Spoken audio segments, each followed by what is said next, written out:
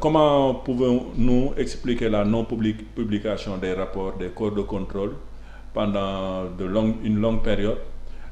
tout en sachant que ces corps de contrôle également sont tenus de respecter benn mode de fonctionnement mooy dañu war a publier ay rapports de manière annuelle pour au moins permettre aux citoyens ñu mën a xam nan la ñuy gérer les finances publiques. xam nga loolu li ma lay wax nii rek ci responsabilité la parce que gis nga li am dafa doy waar dañuy defar ay textes ñëw ne nit ñi avancé Sénégal sur le plan des textes nous sommes en avance nous avons fait telle réforme moo tax man mbiru réforme yi intéressé tuma li fi nekk d'abord nañ ko appliquer mais suñu demee ba ci application bi ñu ñëw le président se permet parce que moom il est le maître du jeu actuellement moom mooy toog décider ni rapport bi daal laa koy jot malgré textes yi malgré les garanties constitutionnelles des corps yoo xamante ni yenn corps yi am nañ ko par exemple Cour des comptes xam nga man dañuy wax souvent IGE bon IGE dafa am ay limites man sax dama bëggoon su fekkoon mënoon nañ ko déposer Cour des comptes mooy corps boo xamante ni de contrôle constitutionnel boo xam ne dafa am indépendance am IGE mënul toog président bañ a jël rapport am mu publier ko mënu ko texte yi leen tënk ñoom c'est un corps de contrôle qui est à la disposition du président de la République. Maintenant Cour des comptes c'est un corps de contrôle institutionnel bu am liberté mais ñi fa nekkoon comme président ñoom ñoo toog ci rapport yi parce que le président bëggu ko le président su ko bëggul recevoir mais nga publier ko nga rendre ko public parce que le fait que nga koy rendre public mais dafa bokk ci garantie yi ñu am pour la transparence parce que su fekkee dafa dépendre chaque fois ci président bi mën na avec les objectifs politiques yi mu amoon bëggul woon publier benn rapport avant 2019 mais waruñu ko woon permettre parce que ñoom dañoo war a def seen rôle parfois nag da nga koy def dalay jaral yow nga def ko contre l'avis du président mais nag su fekkee ni yow ki fa nekk Cour des comptes président moo jël décret mu waroon dem retraite à 65 ans mu yokkal ko ñetti at mu nangu ko de manière illégale xam nga kooku moom mooy ñëw di def liggéeyam donc loolu la faillite la maintenant nag su amee faillite gis nga li amoon Cour des comptes c'était intéressant benn moment magistrat yi fa nekk mais ñoom ñu bind ne non lii c'est trop mënuñu toog ñeenti at duñu génne rapport xam nga donc li mu amee Cour des comptes na ko amee feneen ak feneen parce que l'administration am nañu certes yenn yi war nañu am obligation de réserve wala ñu am obligation de loyauté devoir de loyauté ak yooyu mais loolu loyauté bu ñu gën a mag bi ñu war a am c'est vis-à-vis du pays par rapport à l'intérêt général yow su fekkee da ngaa bëgg loyal par rapport ak président ci liy yàq Sénégal yow su ñuy compter ñi yàq Sénégal ci nga bokk te loolu du sa rôle xam nga du sa rôle soo xoolee texte yi ci boppam lépp intérêt général la jëm président su deful lu ànd ak intérêt général ngeen ko fu ñu ko bàyyi ko def li ngeen war a def loolu moom mooy yóbbu réew mi ci kanam donc il faut que mu am ay fonctionnaires yu gën a qui sont beaucoup plus attachés à l'intérêt général yu am man du ma wax courage mais ñoo xamante ni loolu sax du courage def seeni rôle seen rôle ñu koy exercer comme ni ñu leen ko waxee ñoom ñëpp ñu ci bëri dañoo prêter serment mais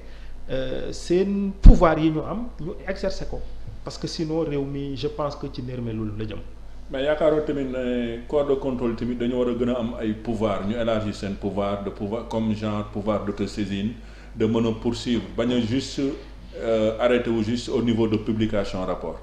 parce que boo xoolee depuis Sénégal ba léegi ñun niveau boobu on l'a déjà expérimenté à plusieurs sous plusieurs régimes ku nekk da ngay publier rapport rek yem fa wala nga jël rapport bi nga transmettre ko parquet des fois mu jël rapport bi archiver ko. par contre bu fekkoon na ñoom mën nañ def saisine di saisir di poursuivre ñi nga xam ne mooy les personnes épinglées est-ce que kon yaakaaroon na mbir mi dina gën a soppeeku. waaw gis nga mbaytaal damay dellu rek ci li may wax loolu ce serait l'idéal ñu amoon ko mais day fekk ni yeneen chaînes yi parce que benn maillon boo xamante ni la dafa am foo xamante ni chaîne boo xamante ni la am na maillon yoo xamante ni doxuñu yow su fekkee ni corps de contrôle yëpp am nañ pouvoir d'autosaisine kan la ñuy saisir du procureur de la République OFNAC am na pouvoir d'autosaisine saisir na ko Cour des comptes am na ko saisir na ko fu mu mujj du procureur a ngi ci toog ba tey. waaw sans suite CENTIF ñu ngi jox rapport man CENTIF sax laa déggatul fenn depuis quelques années CENTIF xam nga donc tous ces corps là saisissent le procureur parce que am nañ pouvoir d'autosaisine ne fu muy mujj donc mu ngi noonu problème bi c'est vraiment c'est pas un problème de réforme pour le moment nañu li nga xamante ni moom moo fi nekk texte yi nañ ko appliquer ku ne def devoiram chacun remplit son rôle je pense que sincèrement fu ñu toll nii Cour des comptes su muy def liggéeyam avec vraiment ñi fa nekk bien que dañ leen bëgg ñu ngi leen di tënk gis nga Cour des comptes toog nañu presque 15 ans recruté wuñu Cour des comptes nu mu toll presque amul 20 magistrats alors que waroon na am près de 150 ba 200 magistrats loolu yëpp pour bëgg a tënk donc ñi fi nekk ñoom dañuy bëgg a toog di dérouler am nañu un dessein benn objectif politique ñu ngi koy def protéger seen bopp seeni nit ñi di def lu ñuy di def di détourner suñu xaalis ñu leen di assurer benn impunité loolu nag nërmal corps de contrôle yi ñoom tamit dafa war a am benn moment benn genre prise de responsabilité waaw je pense que nit ki soo toogee yow mën nga toog ne man ban njëriñ laa am fii ci réew mi ñu ngi may fay pendant des années magistrat Cour des comptes la wala maa ngi OFNAC wala maa ngi ARMP gis nga corps yooyu yëpp dafay am autosaisine mais man ban njëriñ laa am comment faire pour changer la donne pour l'intérêt du pays parce qu'on n'est pas là pour l'intérêt du président pour ses desseins politiques nous sommes là pour l'intérêt du pays mais nan la ñuy def ñun ba réew mi gis ci boppam ci li ñuy liggéey nii lu ñu tax ñu ñuy fay weer prise de conscience boobu su amee je pense que comme ni ma koy wax prise de conscience kiy toog di naan ataayam ne man bokkuma ci dana am lu changer parce que aussi c'est comme si on laissait les autres faire le président est en train de dérouler son agenda lu mu la amul nag en face il y a pratiquement rien et suy continuer nii je pense que réew mi fu mu jëm du baax. waaw kon beneen question bi mooy kon su ma comprendre publication des non-rapports là day obéir à une logique de politisation de l'administration centrale pour bañ a poursuivre wala bañ a traquer ñi nga xam ne ñoo ànd ak président bi di luubal surtout bi ñu gisee rapport IGE yi génne démb ak bërki démb nga xam ne ils ont déjà bouclé rapport yi 2016 ba 2019 door ko publier après am na y a pas mal de scandales yoo xam ni révélé nañ ko en deux jours. waaw mais xam nga gis nga loolu non publication bi parce que soo toogee man nee naa la IGE c'est un organe de contrôle qui est à la disposition du président de la République sincèrement ku xam statut des inspecteurs généraux d'État ak yooyu xam ne indépendance bi ñeneen ñi amuñu ko indépendance bi Cour des comptes am IGE amu ko donc mu ngi noonu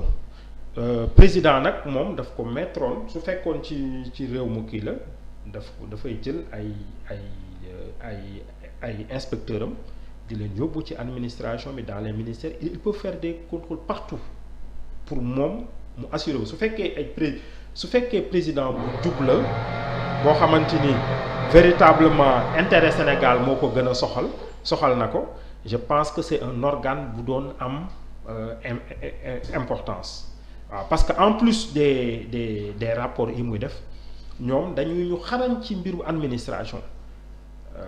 la plupart sont des sortants de l'ENA ou de l'ENA mais dañuy def beneen concours bu sélectif donc day am sax ay orientation yu ñu ñoom du ñu yem rek ci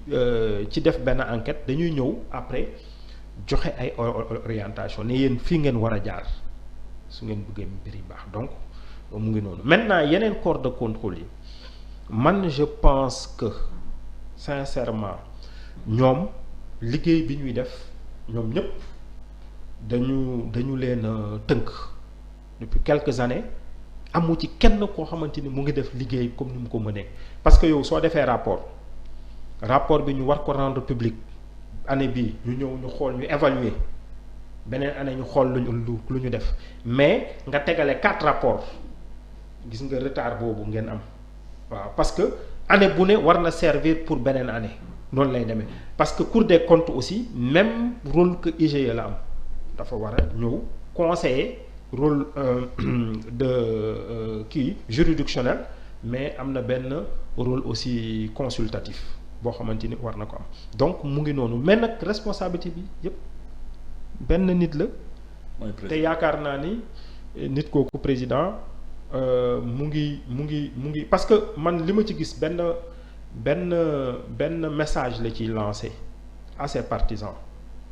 waaw man képp ku nekk ak man tant que may servir politiquement man maa ngi lay protéger quel que soit lu ngeen def donc jël leen xaalis bi ngeen dugal ko ngeen politiquer ko ñun ñu gagné donc c'est pas l'intérêt du pays il n'est pas là donc ça on a trahi véritablement promesse yu ñu defoon parce que su fekkoon ni daf ñu naan ni man su ma fi yeggoon ci réew mi su ma jiitee réew mi naa jël lépp samay ñoñ laay jël bàyyi leen ñu nekk ci bambula parce que man fii laa gis un ministre bu am 8 oto